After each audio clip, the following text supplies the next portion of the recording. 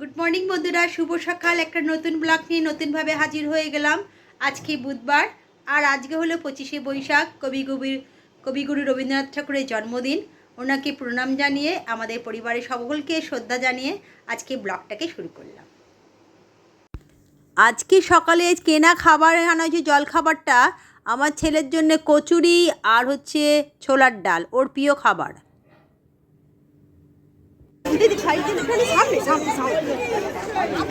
আজকে বাজারে গিয়ে দেখতে পাচ্ছেন রচনা ব্যানার্জির সামনে দেখলাম, বাজারে গিয়ে উনিও বাজার করলেন, তারপরে মাছের বাজারে আস্তে করে চলে গেলেন। যতটা পারলাম সামনে থেকে দেখানোর চেষ্টা করলাম।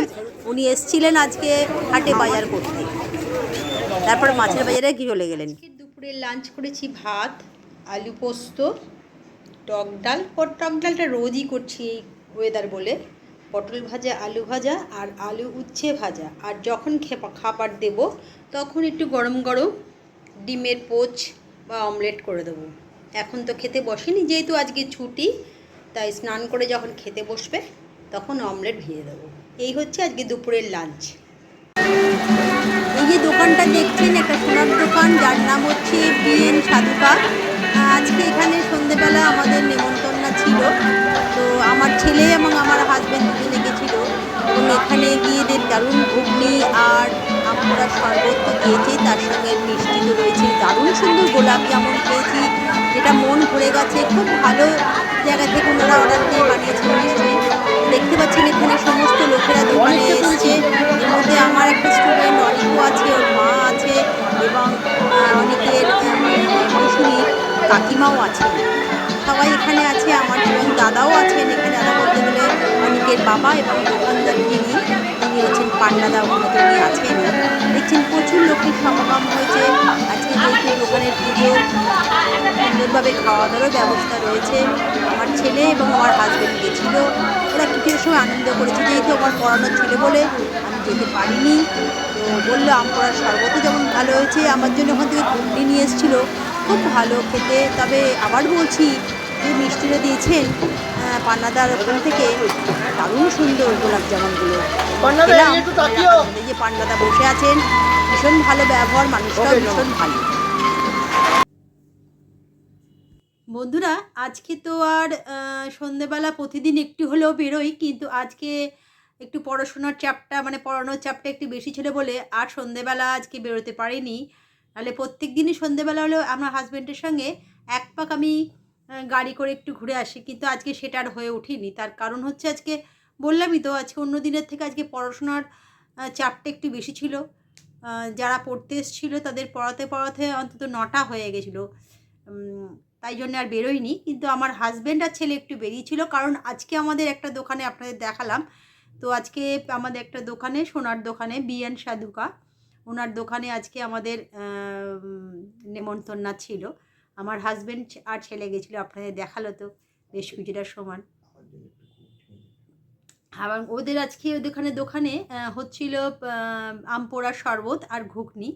তো আমার ছেলে তো খায় না, তো আমার জন্য একটুখানি ঘুগনি এনেছিল। ভালোই লাগলো, ভালো ঘুগনিটা খুব ভালো বানিয়েছিল।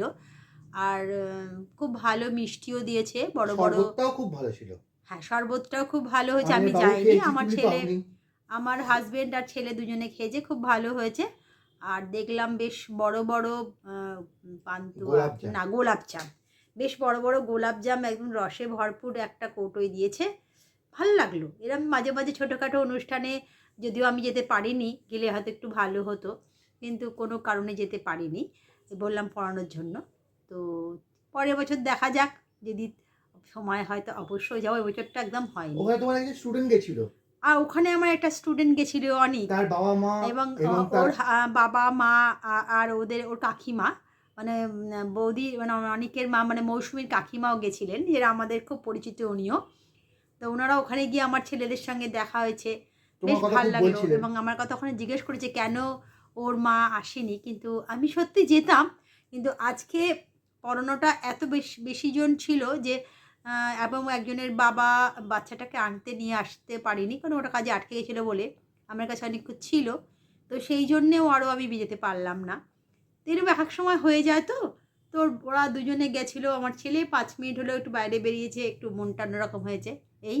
আর গরমটা যেটা একটা বলার, যে গরমটা অনেকটাই কমেছে, স্বস্তির নিঃশ্বাস ফেলা যাচ্ছে। আর আজকে সকালে তো দেখালামই যে আমি হঠাৎ বাজার করতে যাই, যেমন শনিবারে বাজার করে একটুখানি পড়াতে চলে যাই। তো বাজার করতে গিয়ে হঠাৎ একজন সেলিব্রিটির সঙ্গে দেখা, তো বেশ ভালো লাগলো। অজান্তে তার সঙ্গে দেখা হলো, আপনাদেরও দেখালাম সেলিব্রিটিকে। এইভাবেই সকাল থেকে আজকে দিনটা এভাবে কেটে গেল। চলুন আজকে এইভাবেই চলুক, এরপর রাতেরবেলা ডিনারে কি হচ্ছে দেখাবো, তারপরে আবার কথা হবে। তো ডিনারে বসে পড়েছি, আর আমার সামনে আরও দুজন ডিনারে বসে পড়েছে। একটা হচ্ছে আমার ছেলে। আজকে খাবার দাবার দেখে কি মনে হচ্ছে? ফার্স্ট সিজনে আম এসছে, হ্যাঁ। সরি আমাদের এদিকে তো হিমসাগর সেরকম পাওয়া যায় না এখন, ওই জুন জুলাই মাস পরে, মানে যখন বৃষ্টি হিমসাগর কোথায় বেশি ভালো পাওয়া যায়? হিমসাগর তোমাদের ওপারে। হ্যাঁ, শ্যামনগর হিমসাগর হচ্ছে আমাদের শ্যামনগরে, বিশাল ভালো আম আমাদের ওখানে পাওয়া যায়, উত্তর 24 পরগনায়। এবং আমাদের ওখানে একটা বাগান আছে, জয়দেব ঘোষের বাগান, সবাই হয়তো জানেন যারা শ্যামনগরে থাকে। জয়দেব ঘোষের বাগানের হিমসাগর আম যদি একবার খান তো মুখে লেগে থাকবে। তো এখানে প্রথম সরি আম উঠেছে, আর আমার ছেলে কিন্তু আম ভীষণ ভালোবাসে। চুচুড়াতেও আছে আমের বন্ধুতে। ওটা কিসের? মানকুণ্ডতে কিসের? সরি আমের বাগান চুচুড়ার মধ্যে পড়ছে না, ওটা ওই মানকুণ্ড, দিনগুলোর কাছ দিয়ে যেতে গেলেই পাওয়া যায়। মানকুণ্ডটা ওটা সরিয়াম পাওয়া যায়, সরিয়ামের বাগান চুচুড়াতে পাওয়া যায় না। চুচুড়াতেও পাওয়া যায় বলছো? সরি আম তো চুচুড়ে না বিখ্যাত। না, এমনি আর আম কি আম? মানে ওই মানকুণ্ড ইয়েতে দিল্লি রোডের মুখটাতে খুব ভালো পাওয়া যায়, সব সময় বসে থাকে ওরা ঝুড়ি নিয়ে। কি আম ওগুলো? ও সব সরি। আচ্ছা আচ্ছা, তুই সরি আম, তুই কি আম ভালোবাসিস? এখন নিমাতে কানামাদি চালাতে হবে, সরি দিয়ে চালাতে হচ্ছে এখন। হিমসাগর না তো ভালো। চুচুড়া সরি খেলে আর হিমসাগর খেতে ইচ্ছে করবে না। কখনোই না। না। একটা বন্ধুরা আমি কিছুতেই মানতে পারবো না। এটা আমিও হিমসাগর মানি। হচ্ছে হিমসাগর আম। সরি যদিও এবারে সবথেকে আমের ভালো। ফলন, আমের ফলন খুব কম হয়েছে। হিমসাগর অন্য আগের বারেও বেশ 100 টাকা কেজি পেয়েছিলাম, এবারে কিন্তু সেটা হবে না। আমিও মানি যে সরিয়ামের থেকে সব থেকে আম ভালো। হিমসাগর হচ্ছে আম। আরও অনেক গানের নাম আছে এর নামে, কিন্তু হিমসাগরের মতো নাম এত সুন্দর। আগের বারে আমার ছেলে প্রচুর খেয়েছে, প্রত্যেক দিন কেটে কেটে, যেমনকি ওই চুষে চুষে খায় না, সেটাও ও খুব পছন্দসই আম। চলুন আজকে রাতের ডিনারটা করে নিই, তারপরে আবার দেখা হচ্ছে। চলে এলাম বন্ধুরা ব্লগটাকে এন্ড করতে।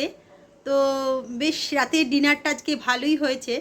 আর সবচেয়ে ভালো লেগেছে আমার যেটা হচ্ছে আজকে নতুন একটা রেসিপি, যেটা হচ্ছে কি জানো, ছোলার ডাল, আর হচ্ছে এটা কি ঝিঙে ছিল, ঝিঙে ছোলার ডাল আলু দিয়ে বেশ মাখো মাখো তরকারিটা বেশ ভালোই লাগলো, ঝাল ঝাল। তো এই দিয়ে আর আম আম খেলাম আজকে নতুন সরিয়াম, বেশ ভালোই খেতে লাগলো। তো ঠিক আছে, চলুন ব্লগটাকে এন্ড করে দিই। রোজকার মতন বলি, লাইক কমেন্টস শেয়ার করতেই হবে, আমার বন্ধু হতে হবে, আমার পরিবারের একজন হবে, সুখ দুঃখের সাথী আমাদের হতেই হবে। ভালোতেও যেমন আপনার সঙ্গে থাকতে হবে, দুঃখের দিনেও আমার সঙ্গে থাকতে হবে, অর্থাৎ সব মিলিয়ে আমার পরিবারের একজন হতেই হবে। তো কালকে একটা নতুন ব্লগ নিয়ে নতুনভাবে হাজির হয়ে যাব। আজকের মতন এইটুকুনি, গুড নাইট, টাটা।